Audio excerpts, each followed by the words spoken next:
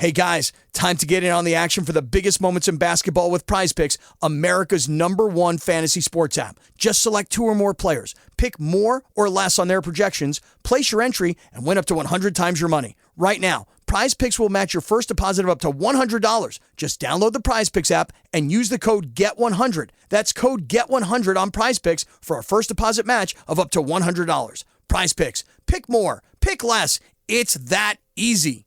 You love podcasts, the stories, the laughs, the unexpected turns. But when this episode ends, the silence starts. Not anymore. Audiobooks.com turns that silence into your next great adventure.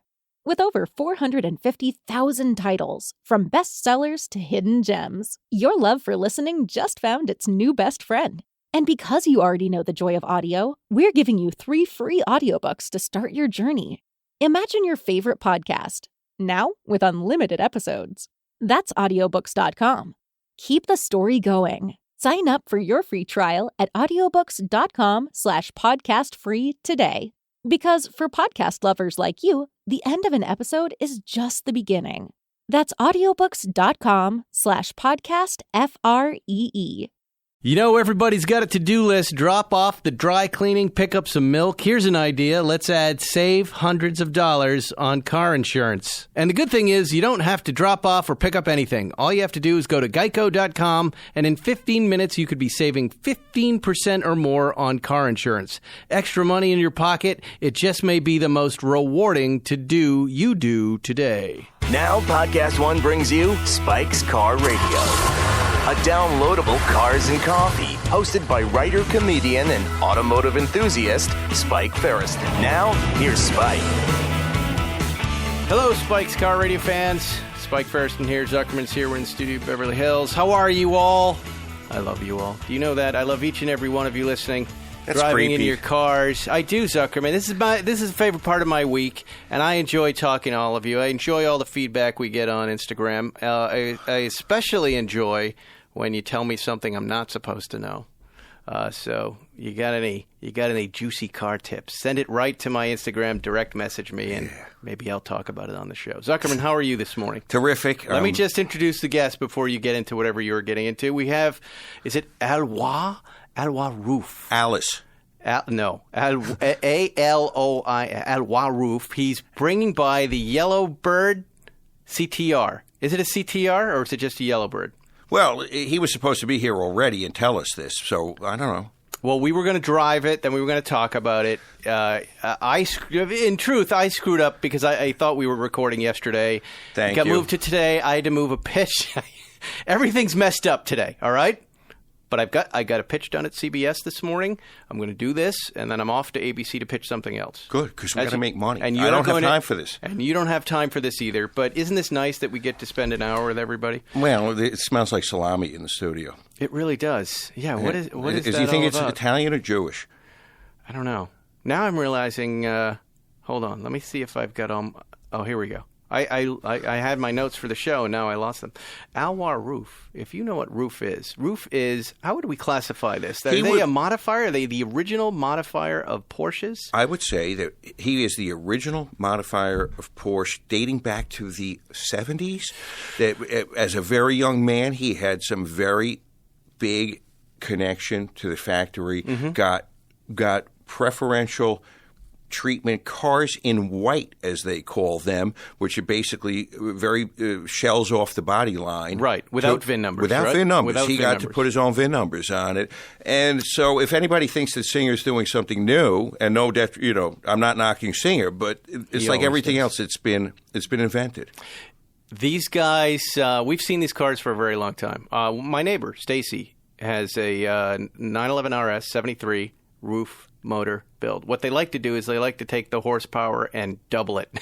And this was in 74. And this is in, yeah. And exactly. and what I like, we should do a graph of increase of horsepower and decrease in Stacy's driving ability over time. He was going to come. I invited him to come. Our dogs are friends. So every day around 5 o'clock, he walks his dog up the street. And if I'm home, I bring my dog out and we talk about the dogs. But then mostly we talk about cars. He was going to show up. He's busy. He offered to let me drive the 73. I Ruf, not love 11, watching but him drive I'm too that busy. car. It's ferocious, and he's like fast, loose, and out of control. Right. And so they have this. Shoulder Stacy is what his nickname should be. They have this new car based on the Yellow Bird, right? There was a car. Well, there was that was their claim to fame, right? That was really the car that shook everybody. They made 29 of these, built from scratch between 1987 and 1996. And now, what are the stats on that? Because that's impressive in 87 to 96. All right, here's what I got for you: 470 horsepower with 553 foot-pounds of torque. Oof. Red line of 6,800. 5-speed gearbox. Twin turbocharged, 2 valves per cylinder, flat 6. So they're turbocharging. That's how they're getting all of this horsepower, Zuckerman. 0 to 60, 3.65 seconds. In 1987. Not bad. Listen, that kind of torque was from like an Olds 454 engine back in the day. A 7-liter Olds would give you that much torque. And what do we do? And much like Roseanne did with her little TV show, Ruf is now reviving this car. They announced it in Geneva in 2017. They're exactly 30 years after the CTR was launched. They've got the new car. It was supposed to be here 15 minutes ago, but Mr. Ruf slept in at the Peninsula and still isn't here. You and I have a hard out at 12:30. We will go look at this car on the way out and take some pictures and put it up on Instagram for you to talk to. But everybody is very what we have heard about this, though, is 700 horsepower, right? 0 to 60. New and improved. 3.5 seconds, a little quicker, and they're already sold out. There are only going to be 30 examples. They're already sold at a 700 starting price of 750,000 euros, which means in your dollars, in your pathetic dollars, that would be well over $1 million pathetic dollars, weak dollars. What do you think about that? Do you think that car is worth it? Would you buy this car? Okay. I don't think I would buy it, but I think that I would love to have it. And it's based on a 964 platform? Yeah. Like the original? I love it. I love the idea of it. Yes, if I had... Okay, I feel very poor today, so that's a bad... ask me tomorrow when I'm feeling flush. When you're feeling flush? When I'm feeling flush. Why are you feeling poor? I don't know. It's happened? It's 11:30. I'm tired. I'm stressed. Yeah. No, the world gets stressed. Yes. Right. It's like we live in the house of a drunken parent, and you never know what's going to go wrong. Do you feel... flush usually later in the week? I've always noticed a pattern with you. You buy cars on Thursdays and Fridays. Okay, but it also has to do with the payroll cycle. So we just had you're paying yourself? We had payday yesterday, and I feel like basically the earth is going to crack open. The devil's going to reach up and pull me into the flames, and it's all because you had to pay the whole firm. Yes, it was insanity. Oh wow! And how many? You have a lot of employees, right? How many employees do you have? 140. 140. So that's a lot of dough that just flies out the window. Imagine right? 140 birds, little baby birds in a nest with their mouths open, screaming, and I have to drop all of those dollar worms into the mouth. Heavy is the head that wears the crown, Zuckerman. Or as the Jew said, the crown is no cure for a headache. Ah. Yes. Yes. I guess that's the same thing, right? Basically, but with a little Yiddishkeit spin on it. Wouldn't you agree, though? All right, let's get back to car buying. That the worst day to buy a car, what day is it? Monday, right? There's no car I could buy on a Monday and get excited about. Right. There's just my focus is on work. My focus is on the week ahead. I don't even want to think about. Well, I will think about cars a little bit, but I don't want to focus solely on a car until Thursday around 4:00. Right. Right. Yes. When you're feeling hopeful, you have to feel hopeful. And my normal mindset is misery and disaster. So this is I have a cycle, just like Mm-hmm. I have a cycle. I understand that. No, I feel the exact same way. Thursday, and then it peaks, and right around Sunday around 2. All my car excitement starts to fade again. And by Sunday at 8, you're fucked. And you're right. Yeah, I'll do one last run. Come up with an excuse for one last run. Pick up dinner, right. Just pick up a kid who's on a play date. That's the last run. That's the last bit of fun before the hangar doors close. And then Sunday at 8, you think about the week that is laying ahead of you. Yes. And you're back to knowing that it's all going to be over. You should just hang yourself, basically. You're fucked. No, but don't you find now, all right? Now that we're into Monday, right? You're in the hell, you're doing the work. That's now Monday night. You start to, Sure, every once in a while, you're you not- get in the computer, right? And you just start looking a little bit. You start reading a little bit. You and I and Jerry start texting each other and reading stories. Yes, and right? then the tempo increases. And the tempo And then increases. Jerry's cornering the market on 912s and SCs. Right. By Thursday, he's cornered. He's like the Hunt brothers Yes. in the 70s, Why? cornering the market. Because he's on a comedian schedule, right? He's Yeah. doing a different thing. He's working all weekend long. He wraps up his stand-up Sundays and then gets home, and then he wants to party Sunday. Like, that's a bartender schedule. I used to be on that, too. You want to party, you're partying Monday, Tuesday, and Wednesday, and that's what he's up to. So when he's doing that, it's hurting you and I. Do you think? Yeah, exactly. Do you think? Yes, he is. He loves to hurt us. Do you think that he considers like the world market and says, I think I'll corner the market on 912s? Do his voice. I figured out I've got to buy something, Spike. You have to? I've got to. Got too much money in my pocket. It hurts. It hurts. So what are you thinking? I don't know. There's these 8 cars. Well, don't you have those 8? I need more, Spike. I don't have a brown one. And then he starts going at it.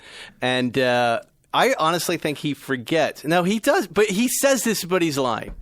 I don't have anything like this. Exactly. Yes, well, okay, yes. Technically, you don't have a 912 with In brown. 7,500 miles.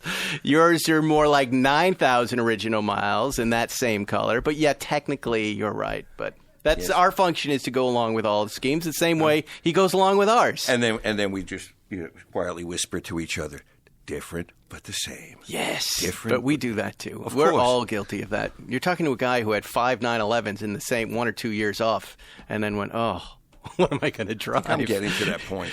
Yeah. Well, these things. It's funny.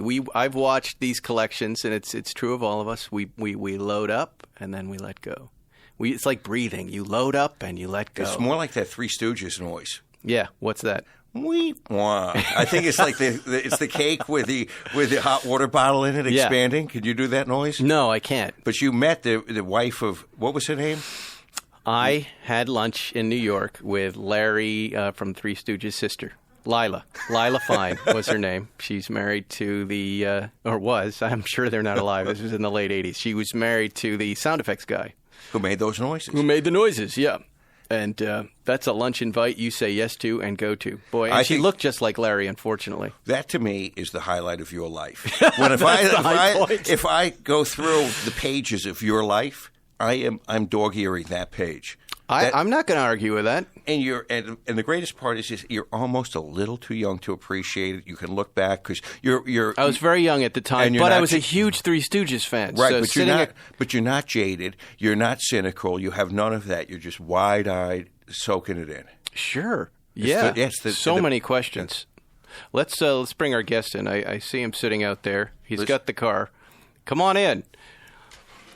Bring him in over here. Oh, look, he's getting Norm. Norm Pattis is letting him in. The head of Podcast One himself has brought him in.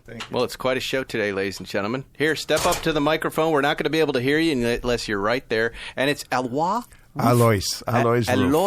Alois Ruf. That's Alois a very Ruf. old German name. Ah. Comes from the Saint Aloysius. Ah, there you go. So you're a holy man. Yeah. A holy man. A holy man of Porsche. Pull your headphones off the microphone there so I can see you. There you go.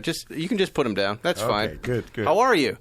I'm doing fine. I'm a little jet-lagged, but I'm doing fine. That's I wanted to make sure you were okay. You were a little procedure. late, and then we were worried about you. No, we had to make a couple of turns until we made it. A little bit of traffic. And you're in the new car? In the new car, yes. And Wow, the new car that's runs exciting. beautifully and loves Los Angeles and loves the Beverly Hills mountains to climb.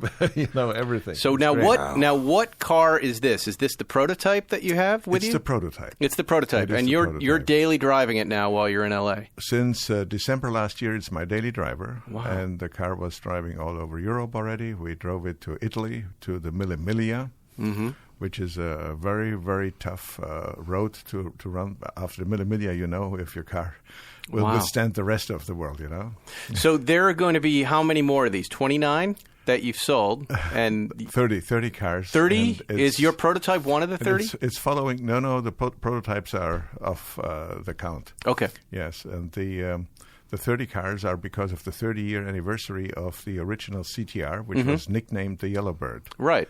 Legendary car. Yes, and that happened through the press here from the West Coast at that time, Road and Track. And all the cars weren't yellow because we had one out at the track. Didn't we have a Yellow Bird out at Thermal? I was not there. We were out there with a group of guys, and there was a black Yellow Bird. Yes, correct. Imagine a Yellow Bird that fell into the black pot. Right. Were they all yellow? Or? No. About one half of the cars were yellow, but the car could have any color. I personally drove one in dark green because that's my favorite color. Wow. This is, thank you for coming in. No, this thank you. is going to be really fun to talk about. It's a pleasure and an honor to be here. Oh, it's not an honor. Zuckerman's here. No. Yes. I bring it down. I'm bringing you down to my level. Why don't you tell us about getting involved with the company? Your dad started it, and you took over at age 24. 24. 24 years old. My dad passed away when I was 24, and that happened very surprisingly, and I had to jump into the cold river and made it all happen. And what were you guys building at that point? Already we were involved with Porsche cars. And we were modifying Porsches, we were fixing them, we were repairing them. And we had already a name for that because the whole story started 11 years before in 1963 when the first Porsche came to our company, to our premises. And that happened really by not only an incident, it was an accident. My dad was driving in his own built by himself tourist bus, and he was passed by a Porsche 356. And the gentleman who drove the 356 lost control in this passing maneuver and ended up in the ditches, rolled the car, and thank God he was fine. My dad looked after him, and we towed the car. And at the end, we ended up buying the car and fixed it. And that was our entry into the world of Porsche. And actually, really, I always love these little stories. And usually everything's an accident. Yeah. And he's a personal injury lawyer. Right. That's a very California type of profession. Thank God you were not around. Yes. You guys would have been finished before you started. What's the statute of limitations? In Germany, I don't know. We'll figure something out. So you take this 356. Was it a coupe or a cab? It's known over here in the States. They call it the notchback. Carmen hardtop. Yeah. Yes. And what did you do to that car? What did your family do? Well, it had no frame damage. It was just the skin. The skin was damaged very badly from the front over the roof, and all the glass was broken. And I remember it was very difficult to get all the glass because that car was so rare in Germany, and so new. And everybody knew the Reuter coupe. And the Carmen hardtops, they went, I would say 90% of these cars went to the United States. Because that car was an extra car that they put on the cooker to satisfy the demand in the United States at that time because Porsche couldn't come up with enough cars. So they welded the roof on a convertible, right? Well, you could say that. You could say that. It was basically a convertible, and the hardtop was welded to it. And that was built by Carmen, and it suddenly came up with a new model, which was a great idea, I think. Right, it's an odd bird now. Yeah, it's a rare bird. Yeah. Definitely. Wow. And what were you building before Porsches? Well, my dad started the company in 1939, but he then had to go to war, and he was very lucky. He didn't have to go and shoot in the war. He was a brilliant technician, so therefore they used him for all kinds of technical matters in the rebuilding infrastructure, and he was in Russia for that reason. And he came back as one of the really early ones that came back from the war, and he could start working in the company, and his specialty was improvising, trying to make something out of nothing. So when because there was nothing at that time. There was nothing at that time. There was a lot of broken stuff, and of 5 broken things, you could make one correct thing again. What a story. So when this 356 rolls into your garage base, what other cars are there? At that time, we had some BMWs there. BMWs. And it was not the glorious time of BMW. What year is this? Yeah. This is 1963. It's before the new series. Before the new era of BMW started, because at that time they had Isettas. Yes. And they had motorbikes, and they had a car that nobody could afford, at least in Germany, which were the Bertone coupes and all And the the beautiful 507, stuff, right. 507 stuff. Did you like ever that, did you ever hot rod an Isetta? Is there anything you could do to that thing to make it drivable? No. My dad said an Isetta is an insult to a car mechanic because it wasn't really a car. No. Last time I drove one, a guy on a bike went by me. No lie, a bicycle. Just Of pedaled course. right by Of me. course. It's a tricky bit of business. Hold on, time to pay the bills. Think of all the weird things found in cars. I'm not talking about your garden variety petrified French fries or melted crayons. I'm talking about live snakes, bizarre trinkets, the kind of stuff that just makes you wonder about, folks. Another thing you're going to wonder about, but in a good way, are continental belts. Bet you didn't know they're OE in tens of millions of Chryslers and Dodge, Ford, and GM vehicles that roll off the assembly line. They're also OE on the majority of BMWs and VWs. Now, Continental is launching the aftermarket multi-V belt with the OE pedigree. It's their OE technology series.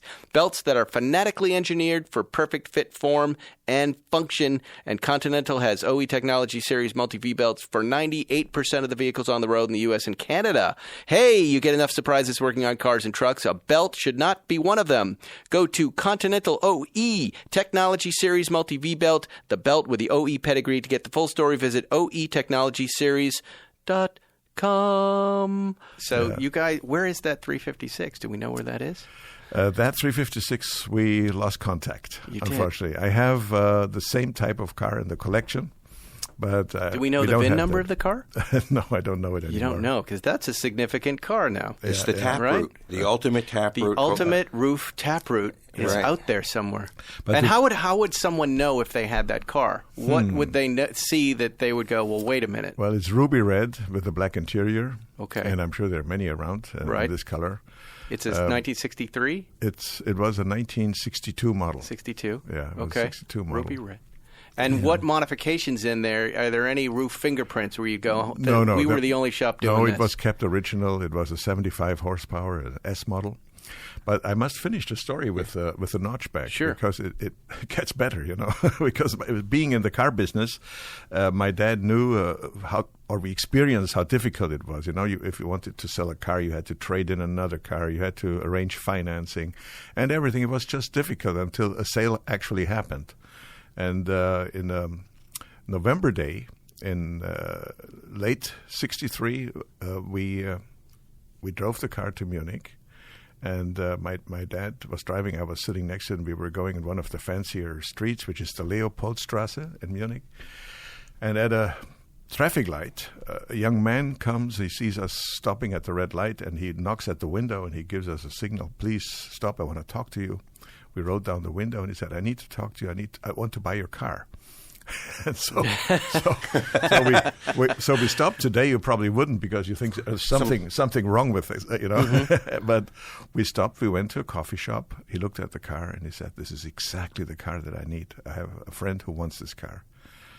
Then the young man, he was a student in Munich. He says, "I have the money here. Come to my apartment. I will." First of all, how much is the car? My dad picked a very high number, and he said, "Yes, I agree." You found the one Wow. rich German in Munich.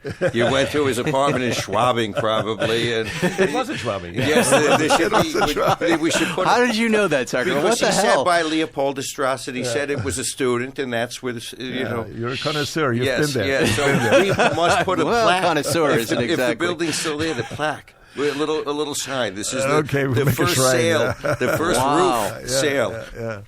So what happened is we went to the apartment with this young man, and he had a candy box, and in the candy box was the money. He paid us. We didn't have the car papers with us. We were not prepared to sell the car. But on top of all, he gave us his 356, a Reuter Coupe, Come on. to drive home. Wow. And Ruf was a nobody at that time. Nobody knew. We could have been crooks. We could have been running away with his car and had the money, and he never saw a paper of the car or anything. But that trust that was there was just amazing. Wow. And my dad said, with these people who are anything to do with these Porsche cars, nothing is regular. Everything is Yes. different. This is a crazy world. I has never tapped anything like that before. So it was great for me to convince my dad that we continue in this business. Wow. And we sure did. What a I story. was 13 years at that age, What's at that that? time. I was 13 years of age. What, at that time. 13? 13, So that's yes. the moment that's happening. So at 24, do you feel overwhelmed in that moment? I mean, Zuckerman, 24 years old, what are you doing? I'm thinking about where I'm going to go and eat a hamburger at 3 o'clock in the morning, and wondering about my hangover the next day. Here's what at 24, I'm getting hamburgers and Bud Talls for the graphics guy Saturday Night Live. I'm an intern. I'm making no money. But this is like someone saying, "Okay, you're gonna be Lauren Michaels now. You're gonna sit and run this show." I'd be like, "What?" It would have been a guaranteed failure for me. Yes, for sure. I must say, gentlemen, I was very grown up at that time. That was different. I went through all these phases already with the hangover and so on. Of course, I had hangovers later too. There were occasions, but I was already very, very grown up. And I must also put into the story that in 1968, at the age of 18, my dad sent me to the United States the first time, and that was at that time for a European an experience, like traveling to the moon now. It was something totally extraordinary. And my dad sent me to New York. And from New York, I took the Greyhound bus and was riding to Canada because I have an uncle who moved to Canada right next to the U.S. border in Quebec. And I spent a couple of weeks there and traveled around as a hitchhiker, which was not an easy task. But I learned a lot. Yeah. I learned a lot about the people and the country. People forget that Germany was a poor country. Even in the 60s, when the economic miracle is beginning. It's still just stay on that mic if you turn your head there. The miracle, the economic miracle was happening already in the 50s, but it was all relative. People were working also on Saturday, and they didn't work too long. They worked only until 5 instead of 6 or 7 in the evening, So it was a different time. Let me ask you, so when does Porsche come into play for Ruf? When do you decide, you know what, we're just going to start modifying these guys? That happened exactly at that time. I was a student. I went to school. My dad sent me to school to learn English. That was the main task. Then when I was 18, I was sent to America, and then it gets even better. In 1970, in January, I came to your place here, to L.A., and I spent half a year here. And that basically was my future. My future was cast here because I had big eyes, what I saw at that time that people in Europe did not know about. And what did you see? I saw the La La Land. I saw freeways. I saw cars of any nature, people being car crazy, because the car craziness in Europe was not developed at that time. Right. This is something that is happening today. We have people that have car collections. They go to the high-end cars. But at that time, that didn't exist. A car was there to be used, That's it. Yeah. Right. And then there was this small group of individualists. Those were the Porsche drivers. They saw themselves already as somebody very, very special, as a special, how can I say, community. And at that time, they were raising their hand and waving at each other and flashing flashing the lights, Aha! So that's been going on for a long time. Usually it's just the motorcycle guys, right? No. Either the Harley guys or the other guys. Would do and that, the Porsche guys do it, but I thought that was a relatively new phenomenon. They were still nuts back this then, was like we are. happening at that time. And if you saw another Porsche driver, you would even stop and have a little talk with him, exchange some information about the cars, go and have a coffee or a beer, whatever. And were they still wearing the bad cargo shorts back then? Because that's another part about being a Porsche owner, apparently. You go to the works reunion, everybody's got cargo shorts on. No. None of that? Porsche, when you drove a Porsche, it demanded a different lifestyle, and also a certain attire. Right. Well, it was considered expensive. Yeah, of course. Yes. Of course. It was a very, very luxurious, high-style, individualist machine, you could say, yes. And so you go back and you go, let's start working with Porsche exclusively. Exclusively. And who do you call up over at Porsche? Or do you have to do that, or you have enough clients with Porsche? No, we had built up a reputation, and people were went from mouth to ear, or ear to mouth, whatever you call it. And it was all recommendation, and we got more and more customers this way, also from far away. And then in the 70s, there was Well, you all know about the energy crisis, I'm sure, which is almost forgotten. Mm-hmm. The energy crisis made a very, very big, I would say, kink in our curve, because for a while the Germans were taking it so seriously that they really believe we will not drive a car anymore in a year's time, But thank God all of this nightmare was over, and we recuperated and we got back in business. And in the mid-'70s, Porsche developed a car that was called the 928, and that CEO, which was the first CEO of Porsche, he believed in that car very, very strongly and thought that the 911 is no longer needed, and wanted to convert everybody to the 928 drivers. And that was a turmoil amongst the Porsche lovers. And they came to me and said, "Well, Mr. Ruf, can you build me a car in maybe 3 years from now when mine is bad and used up? If we buy a new body shell now and we buy all the parts, that you can assemble a car for me?" And I said, "Sure."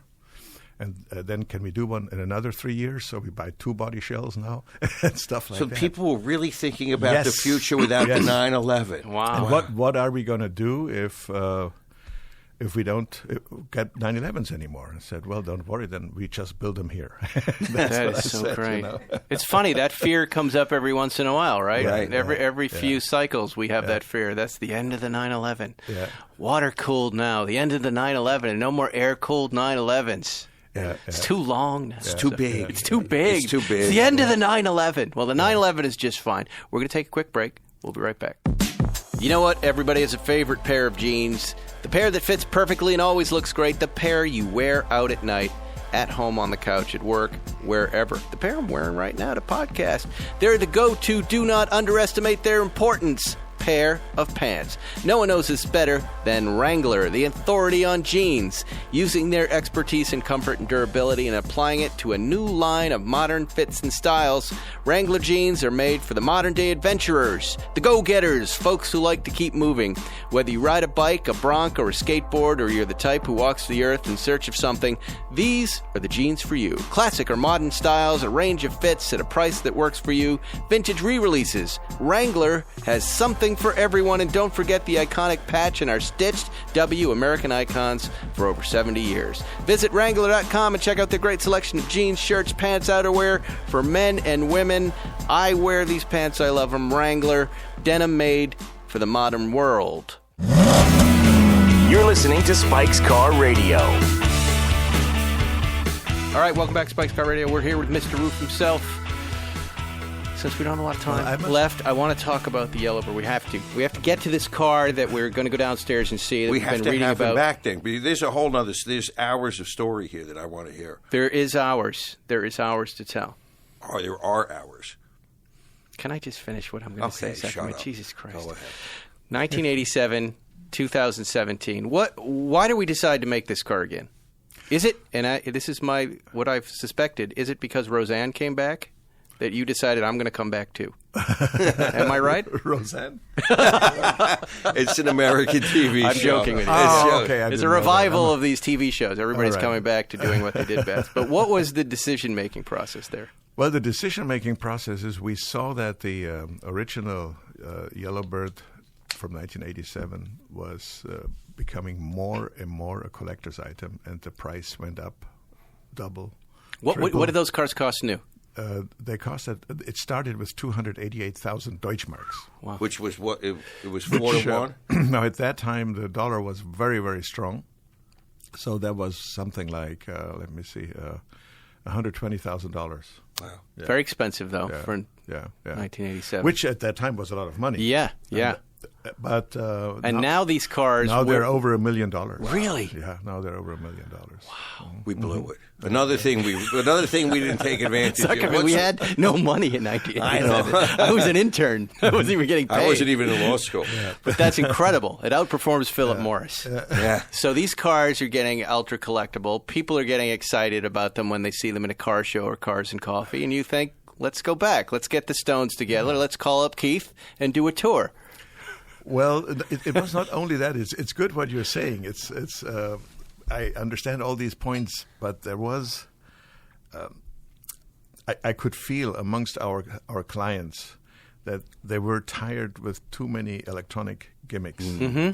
And they were looking for a more honest and pure driving machine, you know? Yes. And it starts already with the feeling of the glass house when you sit in the car, you know? I mean, undoubtedly, the new ones are totally built for safety aspects, and they have airbags left, right, on top, before, wherever, and are very safe cars and are on the level like all OEM cars that are in the market. But there is this nostalgic feeling when you see that people would buy an old car that is 30 or more years older and spend so much money in restoring it or making a resto modification, you know. And that encouraged us, that we said, well, we are sitting on our own brand value, which is the CTR, so this car deserves to come back. And it can be the platform of a new era for Ruf, and spin-offs of that car that can happen. And the first spin-off we showed this year in Geneva, which is the SCR, the normally aspirated version of the same car, same body, same suspension, but different drivetrain. Oh, wow. Yeah. I want one. 2, 3. Okay. You have to talk to Estonia. She takes the orders. You take the orders? Yes. This is your wife. Yes. She's sitting. My wife, Estonia. She's sitting in the studio with us off to the side. She's not mic'd up. Yes. She is if she can dole out the cards. She's definitely your better half. She's definitely so my why better not make 300 of these? Why not make 1,000 of these? Why are you only making 30? Because it was 30 years. It was 30 years. But aren't you But interested in making a maybe little we should dough? continue and make for every extra year another car. Huh? Well, No, who's yeah, to say I mean, if you don't count the prototypes, can I have 5 prototypes? We won't tell anybody about the prototypes. Yeah, we'll just Instagram it all over the place. What are you talking about? They would I have always one know. of the 80 prototypes. It's interesting because you've arrived at, you know, I remember when I was first getting into the Porsche thing in the 90s, and I'd see these Ruf cars come up, and I was such a purist. I was such a preservationist. And I'd go, I get what these cars are, and they're cool, but they're not Porsches because they're not the way they came out of the factory. And we finally arrived at a time where these outlaw cars, these R Group cars, these modified cars, of which you were one of the pioneers of this, have become their own thing. That there seems to be fatigue with the factory car now. And we want something special, and we want something that they don't make a lot of. And, you know, you've arrived. Yeah. Here, can you know, does it feel like that to you, that in 2018 now you're arriving, there's this acceptance in the Porsche community, or have you always felt you were always there? See, we now know that the Ruf car is positioned on top of the Porsche car.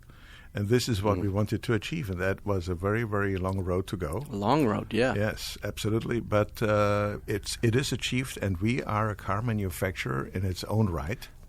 So since 1981, we are entitled to give our cars our own chassis number, our 17-digit international VIN. And in 1987, we got approved by the American authorities, EPA and DOT. So ever since, we are building cars for the United States that are labeled as Ruf cars. But you don't have to smash 25 of them or anything. Thank God, because we are still under we're still under the umbrella of the small volume manufacturer. Oh, you are? Okay. We're not producing more than 500 So cars what per do year. you have to do to satisfy DOT? We have to we have to use all the regulations or apply all the regulations from DOT. And we have to certify it, and we have to prove it by showing the car and making all the bureaucratic work. No crashing. But no crashing. No crashing. We're exempted from the crash. What Right. do you think that you're so special? Because when I look at you, I say, my God, technical expertise, artistic expertise, a vision. You have these things. But if I had to ask you, what's the most essential element to coming where you are today, where you say the Ruf is on top? Well, I have to say only one phrase for that. You must have you must have the right gasoline in your veins. and then you are okay. And in order to have that, I must rewind the book again a little bit, and we have to go to 1964 in the springtime when I was driving with my father on the Autobahn. And we were passed by a 901 prototype. Wow. And Really? That car was the Quick Plow. This was one of the prototypes that were in use at that time. That later became Mr. PX car, and then Hans Metzger's car. And It was flying by. We were in a little Opel car, a little GM car. It was raining. It was raining cats and dogs. And this car was flying by, and all the water was going over our car. And the wipers didn't manage to get the water to clean the windscreen. It was unbelievable. But the best was the sound. I'm sure this car did about 160 kilometers, 100 miles in the rain. But the tires were only this wide, you know. Skinny. These are the skinny tires. It was possible. And I said to my dad, "Wow, look at that! This is the new Porsche that is coming out soon." We didn't know the name of the car. The name 901 was not known. 911 was not known, and there was only one publication in Germany called Hobby. It's something like Popular Mechanics, right. and they wrote about this new car that is about to come, and it's probably called the Type 2000 because it had 2-liter displacement. Right. Yeah. I have to give this sidebar to you so you understand the craziness. I was a student. I was in school. I went to college at that time, and I was full of ideas, what to do, where to go to America later, and learn about cars, you know. And I have also studied the history of Porsche, and I have seen so many things basically in their history book. If you read it carefully and if you know enough, then you know what you need to do to find back to the roots. And we are trying to find back to our own roots, and we are mixing it with roots that were originally given by Porsche. Mm-hmm. Fantastic history. A lightning. So again, another taproot moment in 1964. This is 53. The year I am born. The year I am born, not you, me. Me. No, I'm older than you. By 2 months. The audience needs to know that. I am the older brother here. So you are a B model then. Yeah. That's very funny. A T6. Yes. So we have 700 horsepower, twin-turbo, water-cooled, 3.6-liter flat six with roots in the company's Metzger engine family. Yes. That's correct. Now, what does that mean, roots in the Metzger engine? That doesn't mean Metzger engine. No, the Hans Metzger was... no, I know that part of it, but I'm saying in the engine in the car... The engine in the car has the same layout like the very first 911 engine, which means it has a crankcase, and the cylinders are still separate. The cylinders are being installed with the studs, and then the... cylinder heads, of course, they come as an extra piece, and so do the camshaft housings. All modular. Why is this preferable? This is just an homage to the roots? It's a better engine for you? What do you like about it? When it gets to that type of performance, it has been proven, and it has been proven by Porsche's own racing experience that this is the best base engine to use. It is probably more expensive to build it today because there are other ways of building engines today for the mass production. But for our car and for the hand-built car, we feel comfortable going this route. Listen to some of these details, Zuckerman. 200, it says the car will exceed 223 miles per hour. Yes. Will exceed. The exterior panel is shared with no other Porsche. So the exterior panels of that car, you're not going to find in any of the Porsches. That's is that correct. true? So you created the body yourself. Yeah, wow. Yes. And it's 2.8 inches longer than the original Yellow Bird. The wheelbase. Wheelbase. Yes, the wheelbase, but not the car. The car overall length is always still the classic size. So it is. Yes. Wow. Is that would that be visible to my eye that the wheelbase has been modified? We can try that later when we visit the car, but I'm pretty sure you will not notice it. These juicy little wheel details there, Zuckerman, on the brake caliper and then holding the wheel on. Recognize anything? Of course. It looks like a GT3 wheel. It looks it's a center cap with a ceramic brake. I will have to walk you through the car to show all the details, and then you will understand what we did, but you won't see it on the first glance. Do you drive Here, drive at 300 kilometers per hour still? Oh, yeah, sure. You will? Oh, yes. Of course I do. Of course. He says, of course. Everybody How does. much carbon fiber is in there? You see the tub, which is the monocoque, the centerpiece. It's completely made of carbon fiber, and the skin of the car is made in carbon fiber. But what you see in this photo here is that the subframe in the front and the rear is made of lightweight steel. Yeah. For the crashworthiness, so it can deform, as well as the roll cage. And the roll cage is we call it the IRC, the integrated roll cage, which is something that we have for the last 25 years at Ruf. Yeah, look at that. And so you're not going to see it in the interior of the car. It's just going to be inside. It's all inside. It's all Right. It's That's all a great idea. unobtrusive. That's really Do you cool. have children working in the company as well? Sometimes, yes. Yes. When they're interested, when they come for internship, we have kids here. You all only the have time. about, what, 65 employees somewhere in 65 employees, that? Yeah, yes. right. And Yeah. so it's a nice little business. Think about that, Zuckerman. Zuckerman, we started the podcast talking about Zuckerman every week when he has to pay his employees. And you have how many employees? 140. He just and he panics. And they're all children. They're 65. Look at the engine housing on this. Look at that yellow. Ooh, it's gorgeous. Yeah. Every piece of this car is delicious. And none of them are for sale. I'm sorry if you're listening out there and you had a spare 750,000 euros. What was this green roof car I was seeing floating around from time to time? Was that the Yellow Bird, the Irish green car? The Irish Green, no, that is a Turbo R Limited. That's a Turbo R Limited. Yes. And how many of those did you make? 7 cars. 7. Yeah. And that was just for customers who Just for wanted. customers, yeah. What can I buy today? Yeah, what do you... Well, I wanna buy that's not the something question, today. Zuckerman. That's not the question. Yes. Question is, what do we have coming up in the future that might be available to all of us? Yes.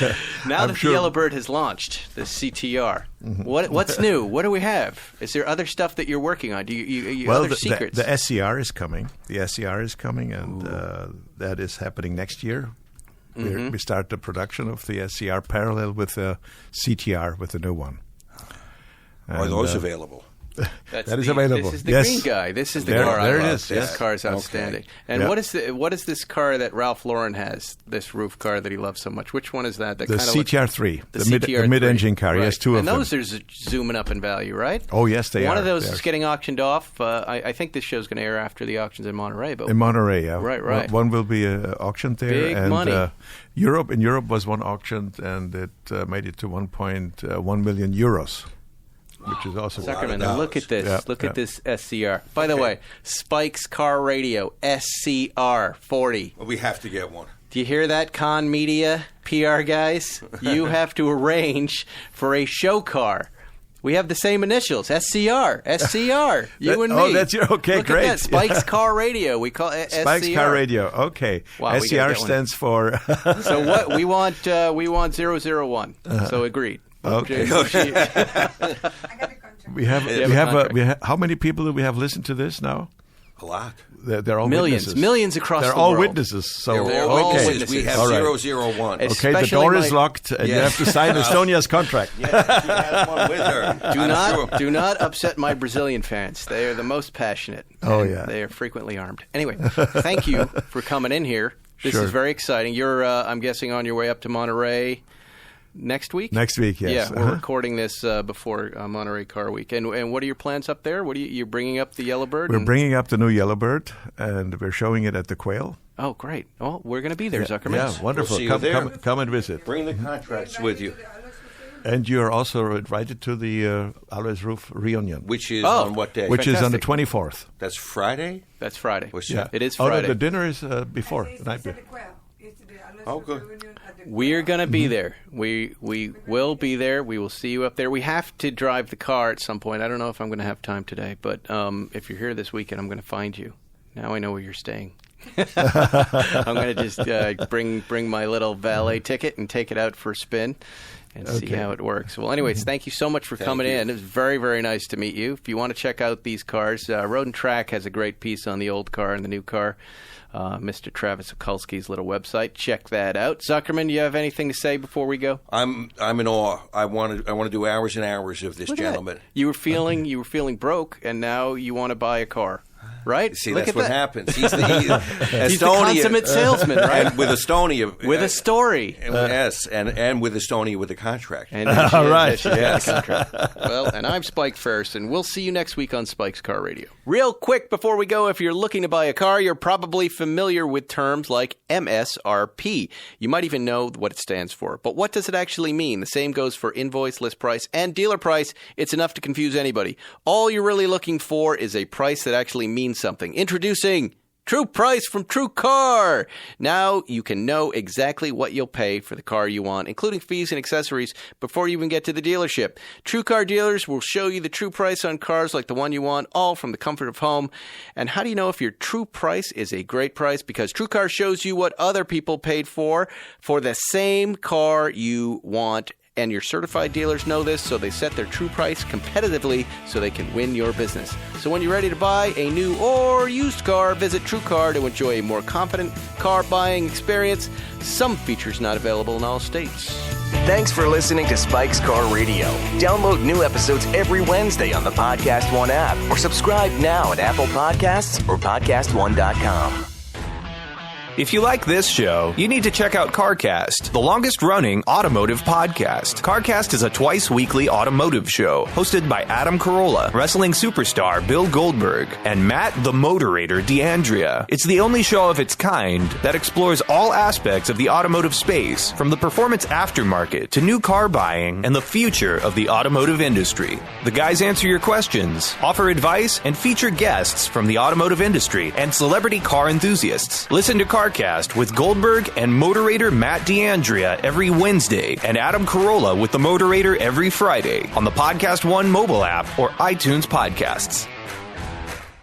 Hey guys, time to get in on the action for the biggest moments in basketball with Prize Picks, America's #1 fantasy sports app. Just select 2 or more players, pick more or less on their projections, place your entry, and win up to 100 times your money. Right now, Prize Picks will match your first deposit of up to $100. Just download the Prize Picks app and use the code GET100. That's code GET100 on Prize Picks for a first deposit match of up to $100. Prize Picks. Pick more. Pick less. It's that easy. Why don't more infant formula companies use organic, grass-fed whole milk instead of skim? Why don't more infant formula companies use the latest breast milk science? Why don't more infant formula companies run their own clinical trials? Why don't more infant formula companies use more of the proteins found in breast milk? Why don't more infant formula companies have their own factories instead of outsourcing their manufacturing? We wondered the same thing. So we made ByHeart, a better formula for formula. Learn more at byheart.com.